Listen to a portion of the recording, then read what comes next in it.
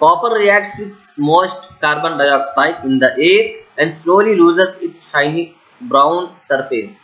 Copper के जितने भी ज्वेलरीज बने होते हैं, जितने भी सामान बने होते हैं, कॉपर के जितने भी बर्तन वगैरह बने होते हैं, वो कॉपर मेटल जो है कार्बन डाइऑक्साइड से, हवा के अंदर का जो कार्बन डाइऑक्साइड है उससे रिएक्ट होकर एक एक स्लोली अपनी चमक होने लगता है। ठीक है, कॉपर के जितने भी बर्तन होते हैं जो हम घर में इस्तेमाल करते हैं, जब हम खरीदते थे वो इतने चमकदार चमकीले होते हैं जिसके उनके अंदर से शाइन नजर आती है, लेकिन वो शाइन जो है आहिस्ता आहिस्ता कम पड़ने लगती है। क्यों पड़ने लगती है कम?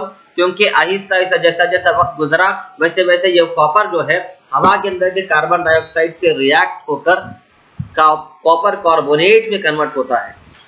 ठीक है, कॉपर कार्बोनेट में कन्वर्ट होता है। इसी तरह आयरन है, when exposed to a moist air for a long time acquires a coating of a brown flaky substance called rust. इसी तरह लोहे की चीजें हैं, जितने भी लोहे की चीजें हमारे घरों में हमारे लाइफ में हमने देखे हैं, जब वो पहले फर्स्ट डे जब खरीदे जाते हैं तो वो बहुत ज्यादा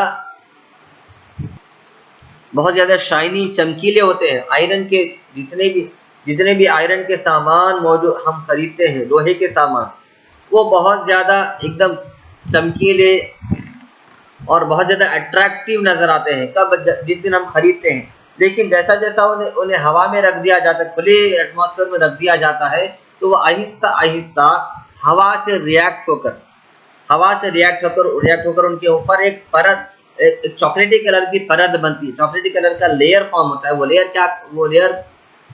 लेयर क्या होता है? वो लेयर होता है रस्ट, यानी जंग। लोहा जंग खाता है।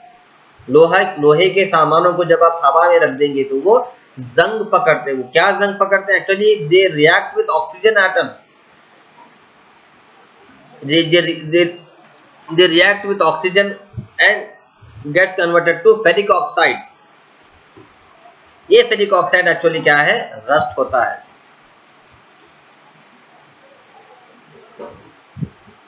अब इस एक्सपेरिमेंट में आप देखेंगे कि लोहे के जितने भी सामान हैं उन्हें जंग कब और क्यों लगता है। ये अलग अलग 3 टेस्ट ट्यूब्स हैं। एक ये फर्स्ट टेस्ट ट्यूब है जिसमें पानी में जो है लोहे के कील डुबा के रखे, और कील इस तरह डुबा के आधे कील पानी में हो और आधे कील हवा में हो। और ये सेकंड बीकर में जो है लोहे के जो कील हैं, आयरन के कील, आयरन नेल्स, सारे के सारे पानी में डुबा के रखे गए हैं। और उसके बाद तीसरे टेस्ट ट्यूब में पानी नहीं रखा गया बल्कि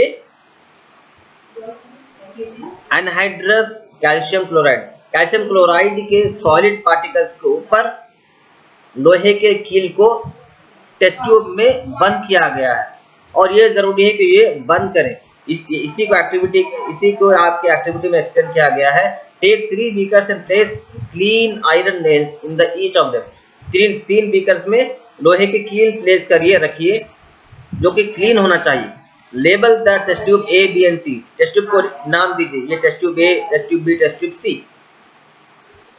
Pour boiled distilled water in the test tube B. Add about 1 ml of oil and cork it.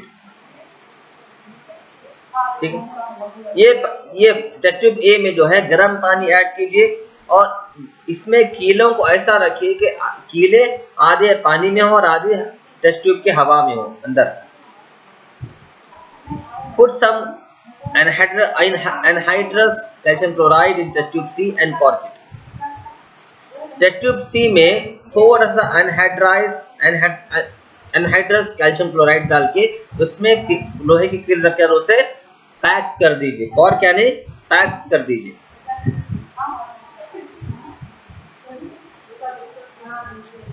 You will observe that iron nails rust in test tube A but do not rust in test tube B and test tube C. आप ये कुछ दिनों के बाद ये test tube को जब आप ऑब्जर्व करेंगे तो आप देखेंगे कि टेस्ट ट्यूब ए में जो लोहे के कील है, जो आधे पानी में और आधे हवा में है, यही लोहे के कीलों को जंग लगेगा, बाकी लोहे के कीलों को जंग नहीं लगेगा। टेस्ट ट्यूब बी में जो कील है और टेस्ट ट्यूब सी में जो कील है, ये कीलों को जंग नहीं लगेगा। They do not catch rust.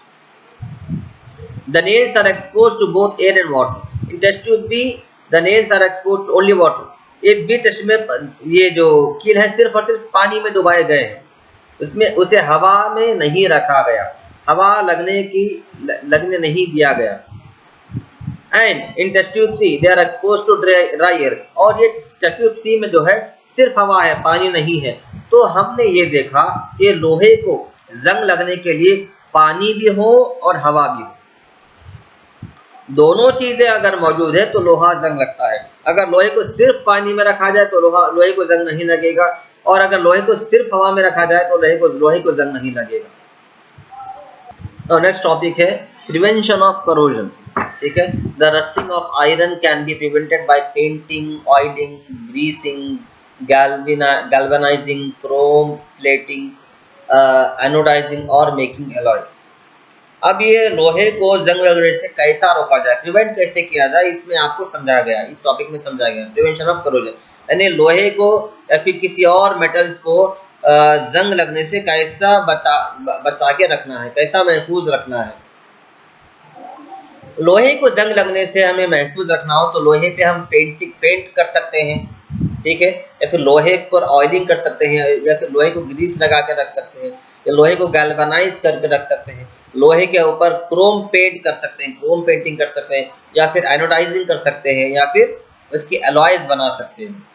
ये सारे मेथड्स हैं जिससे हम जो है लोहे को जंग लगने से रोक सकते हैं। Galvanizing is a method of protecting steel and iron from rusting by coating them with a thin layer of zinc. Galvanizing मतलब आयरन के ऊपर या स्टील के ऊपर जिंक की मेटल से कोट करके जिंक का लेयर फॉर्म कर देने से उसे उस पर जंग लगने से उसे बचाया जा सकता है। The galvanized article is protected against rusting even if the zinc coating is broken. Can you reason this out? For example, जैसे कि अब हमारे जिंक कोट करने का मतलब यह है कि फॉर एग्जांपल हमारे घर में मोबाइल फोन्स होते हैं, हम मोबाइल फोन के ऊपर स्क्रीन गार्ड लगाते हैं। स्क्रीन गार्ड क्यों लगाते हैं? ताकि मोबाइल फोन का डिस्प्ले को नुकसान ना पहुंचे। डिस्प्ले अगर मोबाइल फोन हाथ से गिर गया तो स्क्रीन गार्ड टूट जाए लेकिन डिस्प्ले ना टूटे। इसी तरह जिंक भी एक आयरन और स्टील के लिए स्क्रीन गार्ड है, ठीक है। वो आयरन और स्टील के ऊपर जिंक को प्लेस किया जाता है, जिंक की लेयर फॉर्म की जाती है। ये लेयर क्या करती है? जिंक को और आयरन को रोस्ट होने से, जंग लगने से महफूज रखती है। और अगर ये जिंक निकल भी जाए, ठीक है, आयरन और स्टील के ऊपर से जिंक निकल भी जाए तब भी आयरन और स्टील को बहुत दिनों तक जंग नहीं लगता। उसके बाद allowing is a very good method of improving the properties of a metal. We can get the desired properties by this method. For example, iron is the most widely used metal, but it is never used in its pure state. This is because pure iron is very soft and stretches easily when hot. But if it is used mixed with a small amount of carbon, it becomes hard and strong. When iron is mixed with nickel and chromium, we get stainless steel. एलोविंग जो है, एलोविंग ये एक बहुत important method है metals की properties को increase करने के लिए, मेटल्स के बेनिफिट्स को इंक्रीज करने के लिए। जैसा कि आयरन है, आयरन कंप्लीटली प्योर शक्ल में अगर आप लेंगे तो बहुत थोड़ा सा सॉफ्ट होता है और बहुत जल्दी हीट हो जाता है। आयरन बहुत जल्दी हीट होता है, बहुत सॉफ्ट होता है। अब उसे हार्ड करने के लिए हम क्या करते हैं? But if it is mixed with small amount of carbon, iron के अंदर थोड़ा सा अमाउंट ऑफ अगर कार्बन आप ऐड कर देंगे जस्ट 0.5%, तो वो बहुत हार्ड हो जाता है और बहुत स्ट्रांग हो जाता है।